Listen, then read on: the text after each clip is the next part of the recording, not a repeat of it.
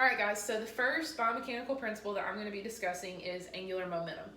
Angular momentum quantifies the angular motion of an object, and it is dependent on the mass and velocity of the object, similar to linear velocity. When discussing the human body, in order to find the angular momentum of the entire body, we must sum all the angular momenta of every segment of the body. So different limbs, right arm, right leg, left leg. Because the human body is not rigid, the angular interpretation of Newton's third law does not directly apply. So what I mean by that is, even in situations where angular momentum remains constant and no external torques are acting, an athlete can still change their angular velocity by simply changing the moment of inertia.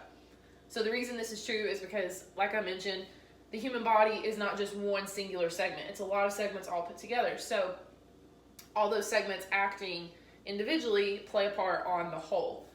So the example that I want to give of angular momentum is of a figure skater spinning. So typically, when a figure skater starts their spin, they might have one leg out to the side or like this, or their arms out in some direction.